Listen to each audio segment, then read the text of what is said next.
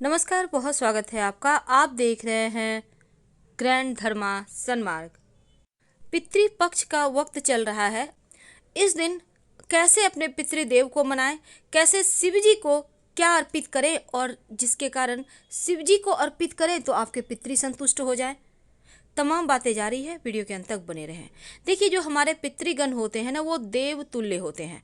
और जो आश्विन माह का जो कृष्ण पक्ष है, 15-16 दिनों का दिन, ये दिन सिर्फ पितृदेवों के यानी कि उनकी श्रेष्ठता होती है, उनकी पूजा ज़्यादा होती है और देव की पूजा थोड़ी कम होती है। लेकिन सवाल यह है कि शिव जी पर क्या अर्पित करें कि पितृदेव संतुष्ट हो जाएं और शिव जी की कृपा से पितृदेवों को मोक्ष मिल जाए। वैसे तो बहुत सारे प्रयोग हैं, लेकिन कुछ ऐसे कार्य भी हैं जो इस समय नहीं करना चाहिए। मृत आत्मा की शांति तर्पण दान करके उनका आशीर्वाद प्राप्त करने का ये वक्त है। तो आप पिंडदान करें, तर्पण करें, भूखे जो हैं उनको भोजन कराएं। इन्हीं से तो पितर प्रसन्न होते हैं। तो पितर कार्य के स्थान पर स्वयं सफाई करें तो ज़्यादा अच्छा है। चलिए, आज हम जानते हैं विस्तार से कि शिवलिंग पर क्या अर्पित करें कि पितृ प्रसन्न हो और शिव जी को कैसे मनाना चाहिए कि आम जीवन में कभी कोई कष्ट ही ना हो। सोमवार के दिन भगवान शिव की आराधना करने से जीवन के सारे कष्ट ही मिट जाते हैं। चाहे वो कैसे भी कष्ट हो, जीवन की कैसी भी परेशानी हो, बाधाएं हो, उनसे आप बाहर आ जाते हैं। शिव जी की आराधना करने वाले को कभी भी जीवन में कोई भी ग्रह बाधा परेशान कर ही नहीं सकता। शिव जी पर तमाम तरीके के चीज़ें, वस्तुएं अर्पित की जाती हैं ताकि आपके जीवन के परेशानियों को दूर आप कर सके।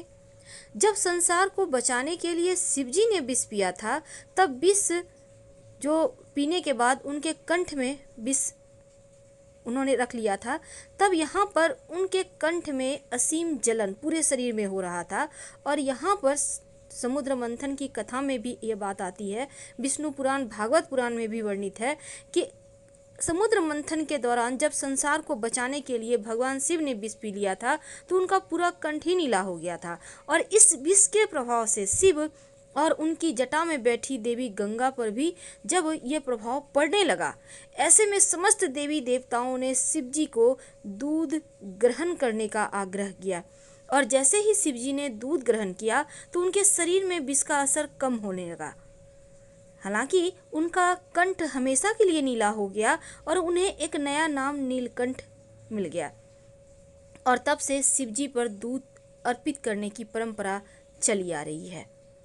लेकिन क्या आपको पता है, शिवलिंग पर तमाम वस्तुएं अर्पित करने के साथ अगर आप दूध अर्पित करते हैं तो क्या होता है? देखिए, शिवलिंग पर दूध जो चंद्रमा से संबंध रखता है और दूध को धर्म के और मन पर प्रभाव के दृष्टिकोण से सात्विक माना जाता है और गाय का दूध सबसे ज़्यादा पवित्र होता है। इसलिए शिवजी को अगर आप रुद्राभिषेक करते हैं तो दूध से कीजिए, आपकी समस्त मनोकामनाएं पूरी हो जाएगी। वैसे आप कुछ और नहीं भी करें तो आप जल में थोड़ा सा दूध मिलाकर नमः शिवाय का अनवरत जप करते हुए शिवलिंग पर अर्पित कर दें। ऐसा करने से जीवन के कष्ट कम होते हैं। अगर आपको भी मानसिक तनाव रहता हो, तब सोमवार के दिन आप नहाने के पानी में 1 चम्मच दूध डालकर नहाएं। आपकी चिंताएं धीरे धीरे कम होने लगेगी। आपने एक कहावत सुनी होगी, दूधो नहाओ पूतो फलो। इसका मतलब यही होता है कि अगर नहाने के पानी में 2-4 बूंद भी दूध डाल दिए जाएं तो जीवन की सारी परेशानियां समाप्त हो जाती है। तो दूध के प्रयोग से कैसे दैत्यता दूर करेंगे? देखिए, इस सोमवार के दिन एक छोटा सा प्रयोग कीजिएगा। रात में सोने के पहले एक पात्र में दूध ले लें। अब उसमें एक चांदी का सिक्का और थोड़ा सा शहद डाल दें। अब इसको याद रखिए, सोमवार की रात। वैसे आप पूरे में साल में कभी भी सोमवार की रात में कर सकते हैं। अब जब आप इसको डाल दें, तब इसको आप चंद्रमा की रोशनी में रखें। अब आप अपने घर के मंदिर में शिव जी के सामने बैठकर एक मंत्र है, उसका जप कीजिए। ओम दारिद्र दुख दहनाय नमः शिवाय। ओम दारिद्र दुख दहनाय नमः शिवाय। इसके बाद मंत्र जप करने के बाद इस दूध को प्रसाद के रूप में ग्रहण करें। अगर कुंडली में पितृदोष ज़्यादा परेशान करे, आप पितर देवों को मनाना चाहते हैं, आप चाहते हैं कि जीवन की जो तरक्की है जो रुक गई है वो फिर से चलने लगे, तो एक छोटा सा काम करें। 1 लोटा जल ले लें, जल में थोड़ा सा कुसा घास डाल दें और ले जाकर शिवलिंग पर अर्पित कर दें। यह प्रयोग आप किसी भी दिन कर सकते हैं, वैसे सोमवार को दिन करें तो ज़्यादा अच्छा है। जैसे ही आप शिवलिंग पर जल में कुसा घास डालकर अर्पित करेंगे, वैसे ही आपके पितृ शांत हो जाएंगे, संतुष्ट हो जाएंगे और ढेर सारा आशीर्वाद बरसाकर चले जाएंगे, क्योंकि उनको मुक्ति मिल जाती है जब आप कुसा घास जिसमें अमृत तत्व होता है आप शिव जी को अर्पित कर देते हैं तो। और अगर ज़्यादा कष्ट हो, शारीरिक कष्ट, स्वास्थ्य में कष्ट, तब एक कटोरी में दूध ले लें, उसमें काला तिल डाल दें, थोड़ा सा जौ डाल दें और ले जाकर किसी भी पीपल के पेड़ के नीचे रख दें। पितृ शांत हो जाएंगे, संतुष्ट हो जाएंगे। करके देखें, स्वास्थ्य की समस्या दूर हो जाएगी। अगर आप कर्जों से परेशान हैं, जीवन में समस्याएं एक के बाद एक परेशान करें, धन की समस्या बहुत ज़्यादा है, तब एक बार बटकेश्वर महादेव के शरण में आ जाएं। कर्जों की समस्या से, धन की परेशानी से आसानी से आप बाहर निकल आएंगे। अब ये बटकेश्वर महादेव कहाँ रहते हैं, कहाँ मिलेंगे? भोलेनाथ तो जहाँ आप ढूंढिए वहीं मिलेंगे। बरगद के पेड़ के जड़ में, तने में बटकेश्वर महादेव का निवास होता है। भले ही शिवलिंग वहाँ ना हो, लेकिन बरगद के पेड़ की सबसे पहली बात तो बट का वृक्ष यानी बरगद का पेड़ आपके घर के आसपास है, तो वहीं पर आपको जाना होगा। सोमवार के दिन ये प्रयोग करना है, लगातार 3 सोमवार करना है।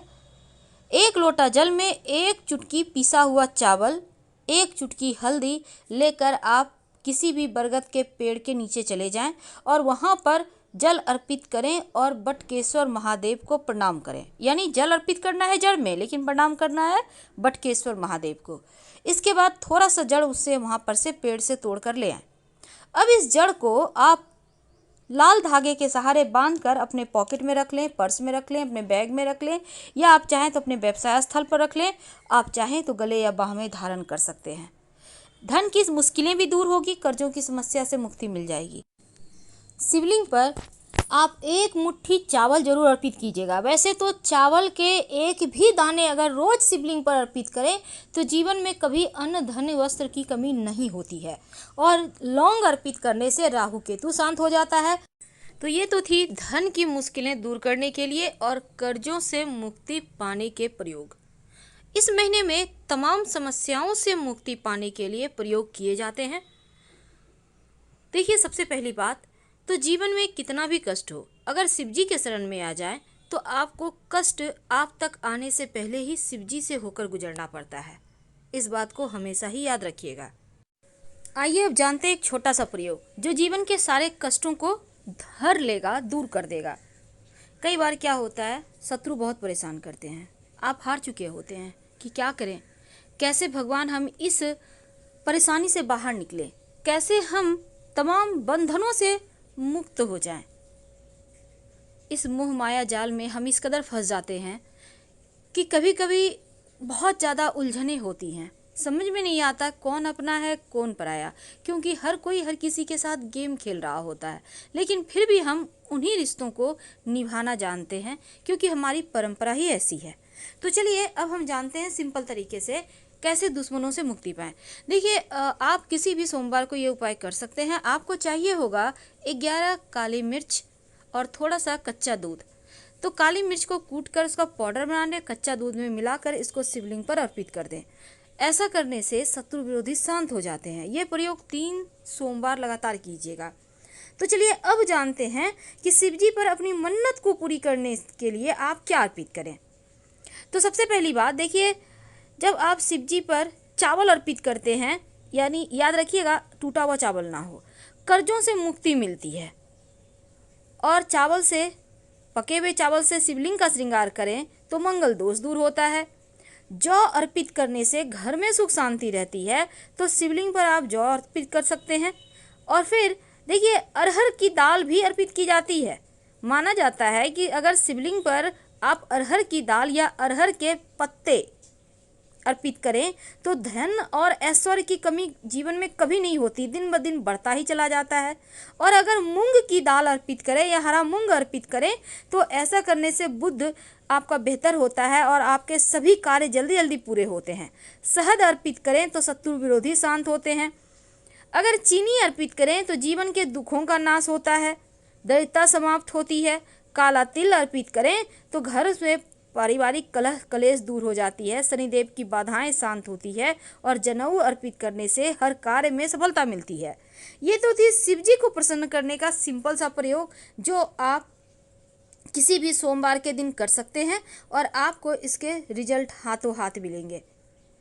जीवन के तमाम कष्टों से बाहर निकलने के लिए आप शिव जी के शरण में ही आइए, क्योंकि भगवान शिव को अजन्मा अविनाशी माना गया है और भगवान शिव सभी देवताओं से अलग मंदिर में शिवलिंग के रूप में पाए जाते हैं। और इसीलिए जब भी आप उनकी आरती करें शिव जी की, तो 1, 5, 7, 11 या 21 बातियां रखकर ही आरती करें, या आप चाहें तो कपूर से भी आरती कर सकते हैं। जब भी शिव जी की आरती करें, ओम की आकृति बनाकर ही आरती करें। ऐसा करने से जीवन के कष्ट कम होते हैं, सुख शांति बढ़ती है। शिव जी की पूजा में दक्षिणा जरूर अर्पित किए जाते हैं। दक्षिणा में कैसे करेंगे अर्पित? एक पान का पत्ता लेंगे, उसके ऊपर सुपारी, सिक्का, लौंग, इलायची, थोड़ी सी मीठी वस्तु लेकर आप शिव जी के पास सबसे अंत में पूजा करने के बाद रखने के बाद आरती करना है।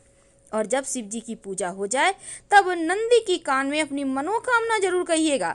और अगर दुश्मन ज़्यादा परेशान करे तो लाल गुड़हल के पुष्प भी अर्पित करने का विधान है शिव जी को।